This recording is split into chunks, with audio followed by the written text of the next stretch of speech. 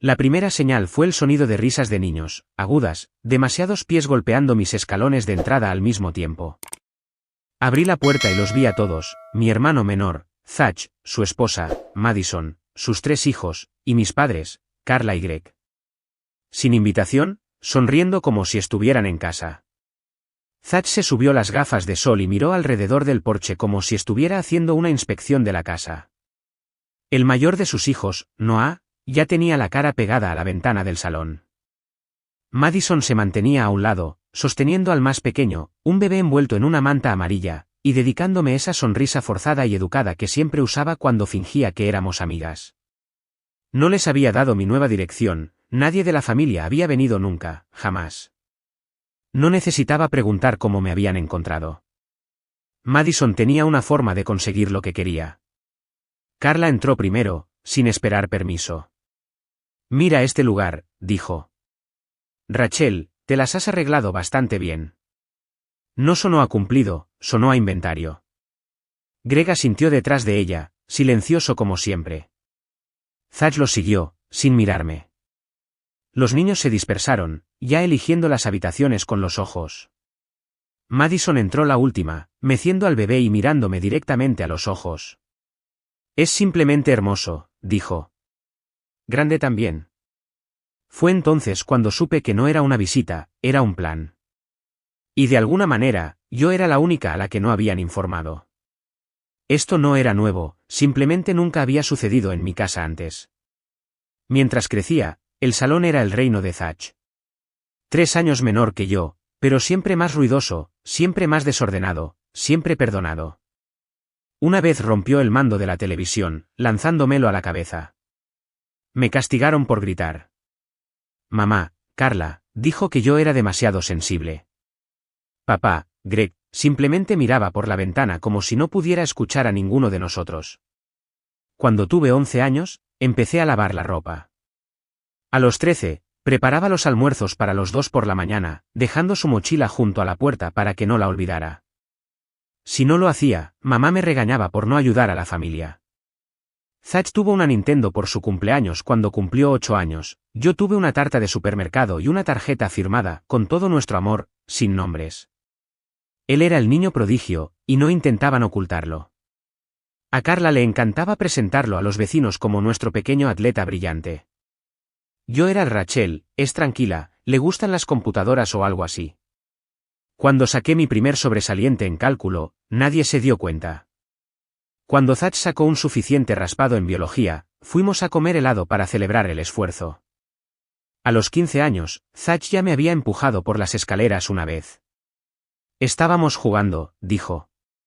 Usé mangas largas durante una semana para ocultar el hematoma en mi hombro. Carla me hizo prometer que no diría nada si la abuela preguntaba al respecto para el Día de Acción de Gracias. No necesitamos dramas, dijo, no con el futuro de tu hermano en juego. Después de eso, dejé de pedir cualquier cosa. Ni vestido de graduación, ni transporte al grupo de estudio. Aprendí a caminar en su lugar. La biblioteca de la escuela permanecía abierta hasta tarde, y el conserje me dejaba sentarme en un rincón hasta que mis piernas dejaran de doler. A los 17 años, la noche en que me fui, ni siquiera hice una maleta completa, solo una sudadera con capucha, algunos cuadernos y un cargador. Tenía $200 en una lata de café y un horario de autobuses que había impreso en la biblioteca. Carla me dijo que no regresara hasta que tuviera una dirección real. Todavía estaba en la escuela secundaria, pero la dirección no era el problema. El problema era que había dejado de ser útil. Dormí en sofás de amigos durante meses, me gradué a tiempo. No vinieron, ni llamadas, ni tarjetas. Me dije a mí misma que era mejor así, los cortes limpios cicatrizan más rápido. Después de eso, nunca volví para las fiestas, ni barbacoas del 4 de julio, ni calcetines de Navidad. Si se dieron cuenta, no dijeron nada. O tal vez les gustaba más con un asiento menos en la mesa. Zach se casó a los 22 años. No fui invitada. Vi fotos publicadas en línea, Maddie con un vestido de encaje blanco, sonriendo ampliamente, Zach a su lado con el brazo alrededor de su cintura como si nunca hubiera hecho daño en su vida. Tuvieron a su primer hijo un año después, el segundo justo después. En ese momento, ya se habían mudado con mis padres, porque el cuidado de los niños era más fácil así. Carla los adoraba, publicaba fotos semanales, 3 generaciones bajo un mismo techo. Yo no salía en ninguna. A partir de ese momento, yo era lo que me llamaban a puertas cerradas, la que se había ido, la que no entendía lo que significaba la familia, la que se había hecho su cama, así que duerma en ella. Lo había hecho, durante años. Pero ya no era una cama lo que me preocupaba. Eran los cimientos debajo. En la primavera de 2020, el mundo se detuvo, y mi contrato de alquiler también. Mi trabajo fue el primero en desaparecer. Trabajaba como contratista de garantía de calidad para una empresa de software de logística. Sin indemnización por despido, solo un correo electrónico estándar y un último cheque que apenas cubría el mes. Mi compañera de piso aguantó 2 semanas más antes de hacer las maletas y regresar a la casa de sus padres en Michigan. Yo no tenía esa opción. El apartamento que estábamos alquilando era demasiado caro para mí sola. Vendí la mayor parte de lo que tenía, muebles, monitores, un espejo de cuerpo entero que me encantaba solo para pagar el alquiler del último mes. Luego dejé de dormir dentro. No quedaba mucho a lo que aferrarse. Lo que tenía era mi camión, un viejo Ford plateado destartalado con más abolladuras que pintura, y una caravana que había comprado de segunda mano por impulso 3 años antes. $1,200 en efectivo, todavía tenía el recibo. Me había dicho que podría ir de campamento algún día. Nunca lo hice. En su lugar, atornillé la caravana a la caja del camión, barrí el polvo y la hice habitable. Apenas. Un colchón de espuma, una pequeña nevera y una caja de plástico con ropa. Estacioné detrás de un centro comercial la primera noche. Las farolas parpadeaban encima. Un grupo de adolescentes pasó en patineta después de medianoche, uno de ellos arrojó una lata vacía a mi portón trasero. No dormí, simplemente me quedé acostada, las palmas planas contra la pared interior, escuchando los pasos. Al día siguiente, llamé a mis padres. Les dije la verdad, sin trabajo, contrato de alquiler terminado, solo necesitaba una entrada donde estacionar por un tiempo. Carla no dudó. Eso no nos va a venir bien, dijo. Tenemos a los niños aquí, está demasiado lleno. Zach tomó el teléfono después. Si quieres estacionar aquí, dijo, vas a pagar alquiler. La cantidad que mencionó era casi el doble de lo que cobraría un terreno cercano. No discutí, simplemente colgué. Después de eso, fueron estacionamientos, supermercados, parques de oficinas abandonados, una calle lateral cerca del río. Encontré enchufes en la parte trasera de lavanderías automáticas para cargar mis baterías, usé energía solar cuando pude. Me duché en el gimnasio, o si eso no funcionaba, usé el lavabo público en una gasolinera abierta las 24 horas. Mantuve mi correo en la casa de un amigo. Comí sopa fría de lata más veces de las que quería contar. Una vez, en julio, la nevera se estropeó durante la noche y lo estropeó todo. Cuando finalmente encontré un trabajo en un almacén en un pueblo cercano, me ofrecí a tomar los turnos de noche. Sin trayecto, vivía en el estacionamiento trasero. El dueño hizo la vista gorda. Llegas a tiempo, dijo. Eso es más que la mayoría. Me dejó usar el grifo de agua y un enchufe cerca del generador, incluso me hizo espacio para que pudiera desenganchar la caravana y conducir el camión durante el día. No era comodidad, pero era estabilidad, y después del año que había tenido, eso lo significaba todo. 2 inviernos pasaron así. Nunca les dije a mis padres dónde estaba, no envié noticias, no les pedí que se preocuparan. Y no lo hicieron. Pasaron unas 3 semanas después de que publicara una foto de mi nueva casa. Solo los escalones del porche, mi mano sosteniendo las llaves, sin leyenda, solo una palabra, hogar. No le había dado la dirección a nadie, pero una noche, justo después de terminar de estacionar mi caravana en el patio trasero, mitad hábito, mitad seguro que escuché golpes. Luego, de nuevo. Luego la puerta se abrió sin esperarme. Entraron como si fuera una jornada de puertas abiertas un domingo. Carla primero, por supuesto, con una caja Tupperware de algo que afirmaba que era para mí. Madison después, cargando a su bebé e inspeccionando la cocina como si ya estuviera planeando dónde colgar fotos. Zach la siguió, señalando los techos, los zócalos. Los niños corrieron delante de él. Greg se quedó cerca de la puerta principal, sujetando su chaqueta como si no supiera cuánto tiempo se quedarían. Es hermoso, Rachel, dijo Carla. Realmente te las has arreglado bastante bien para alguien sola. No respondí. No lo necesitaba. Madison pasaba de una habitación a otra, comentando la distribución. 3 dormitorios, eso es tan generoso. Honestamente, es más grande de lo que esperaba. Casi más de lo que una persona necesitaría jamás. Zach estaba más callado, pero sus ojos seguían moviéndose. Más cerca de mi trabajo de lo que pensaba, dijo una vez, como si hablara consigo mismo. Me quedé en el pasillo, de espaldas a la pared, observándolos moverse por mi espacio. Las habitaciones no eran grandes, los suelos todavía crujían. Aún no había colgado fotos. Pero era mío. No preguntaron si podían ver la casa. No preguntaron si podían entrar. Simplemente se movieron como si ya pertenecieran al lugar. Cuando Zach finalmente se volvió hacia mí, tenía las manos en los bolsillos y la voz demasiado informal. ¿Tienes un minuto?, preguntó. Los demás salieron demasiado rápido, Carla reuniendo a los niños, Madison todavía sosteniendo al bebé, tarareando en voz baja. Greg me miró una vez antes de apartar la vista. Seguí a Zach a la cocina. Se apoyó en la encimera como si fuera suya. Este lugar, dijo. Es realmente algo. Pero, ya sabes, es demasiado, ¿verdad? Hizo una pausa, me miró y luego continuó. Quiero decir, ya tienes la caravana. Sabes vivir ligero. Y tenemos al bebé, y otro en camino, además está a 15 minutos de mi trabajo. Así que, estaba pensando, Maddie y yo, los niños, podríamos mudarnos aquí. Solo para ponernos de pie de nuevo. Podrías volver a poner la caravana en el patio trasero, como antes. Estás acostumbrada. Sonrió como si estuviera hecho, como si tuviera sentido para todos menos para mí. Y aún así, no dije nada. Porque en el fondo, siempre había sabido que vendrían. Simplemente nunca pensé que serían tan descarados. Pasaron 3 días en silencio después de esa conversación en la cocina. Se fueron esa noche con despedidas vagas y demasiadas miradas fijas. No volví a saber de ellos después de eso. Luego llegó el viernes. Entré a mi entrada justo después de las 6, comida para llevar en el asiento del pasajero, llaves en mano, y vi el camión de mudanzas antes de ver cualquier otra cosa. Estaba estacionado casi hasta el porche.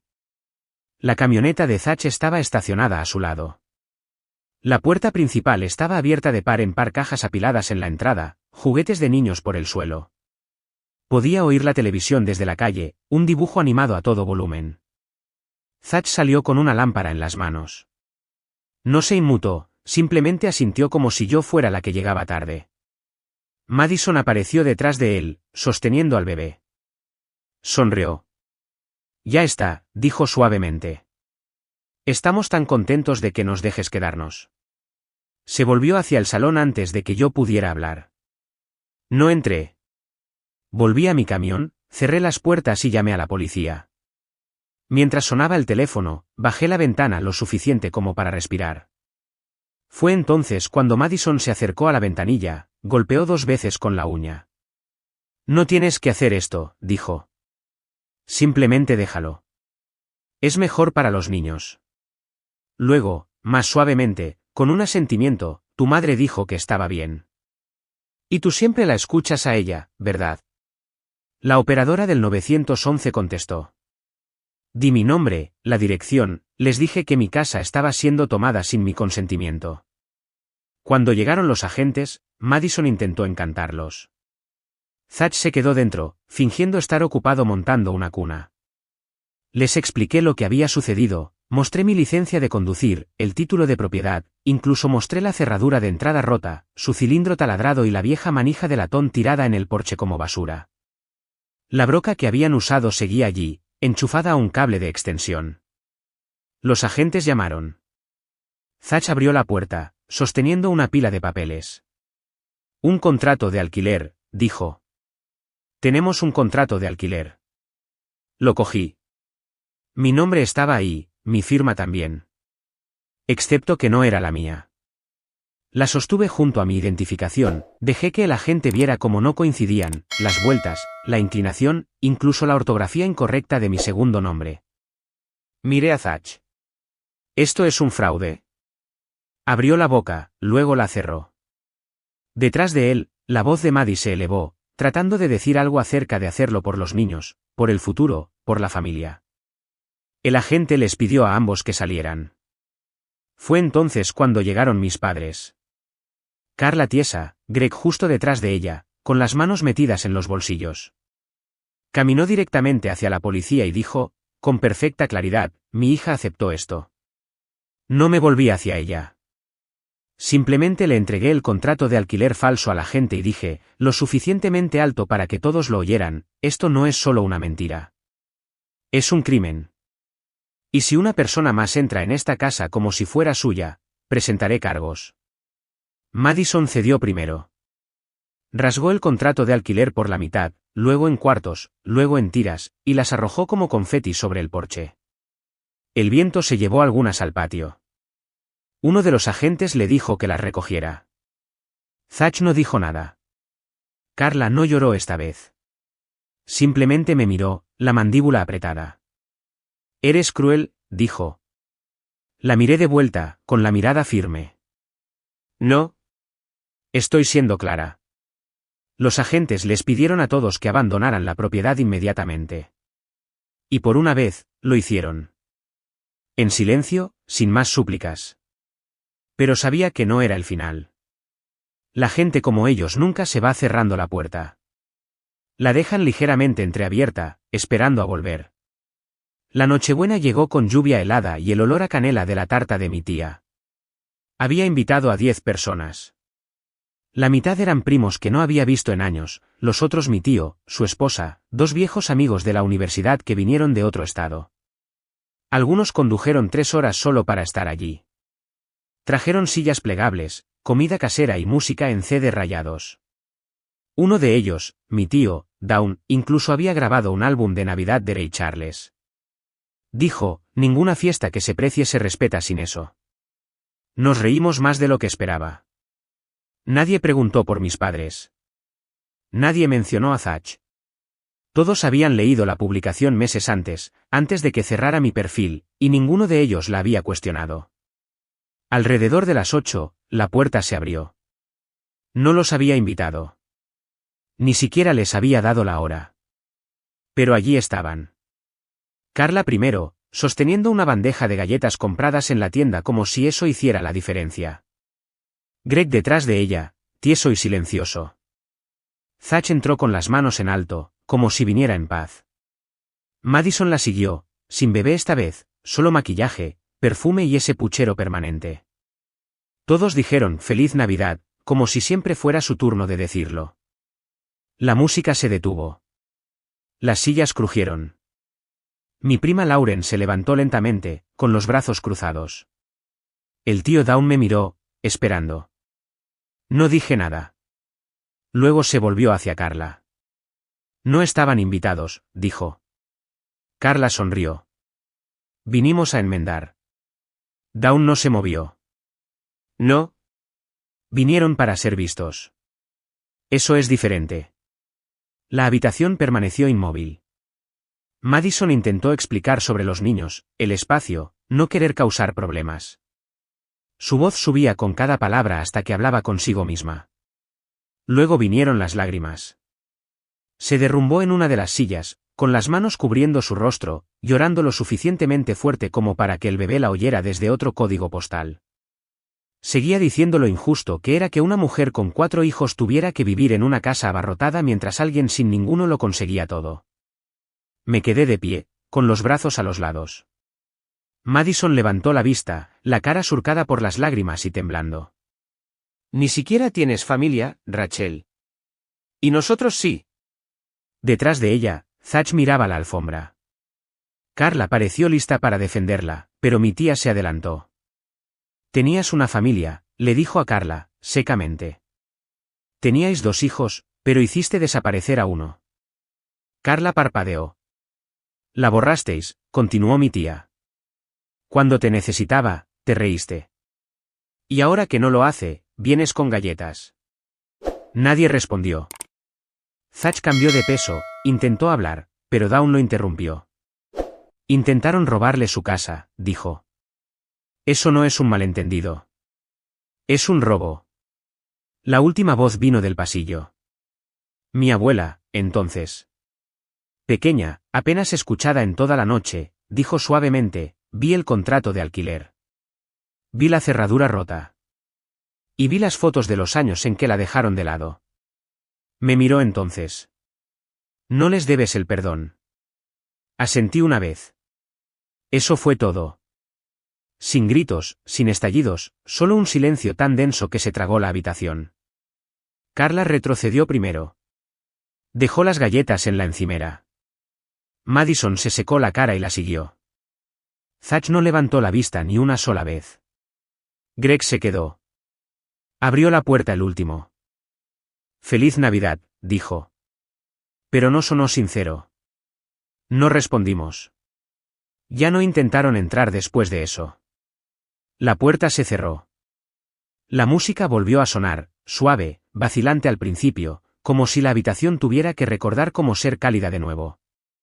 Alguien puso a Ray Charles. Las luces parpadearon cuando se encendió la calefacción. Nadie mencionó lo que acababa de pasar. Pasamos los platos, doblamos las servilletas. Mi amiga Sara sirvió vino en la mesa, como si no acabáramos de ver a una familia desmoronarse.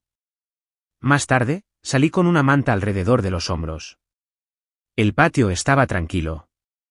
Algunos invitados habían empezado a instalarse en sacos de dormir en la caravana, curiosos por ver cómo había vivido. Un primo dijo que le recordaba a su infancia. Lo dijo amablemente. Me quedé en el porche un rato, dejando que el frío me golpeara la cara. Habían entrado en mi casa con sonrisas, como si no hubieran intentado quitármela. Se fueron con galletas y rabietas, y ninguno de ellos se disculpó. Tal vez nunca lo harían. Eso era lo que pasaba con la gente como ellos. No creían en las consecuencias, solo en los inconvenientes. Y que te dijeran que no siempre era lo peor. Dentro, alguien se rió. Oí el sonido de los tenedores en los platos, de los niños colándose para repetir postre.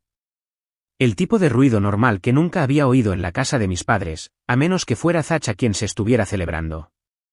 No entré de inmediato. Simplemente me quedé en el porche, apreté la manta y lo dije suavemente, en voz alta, a nadie. Estaba allí.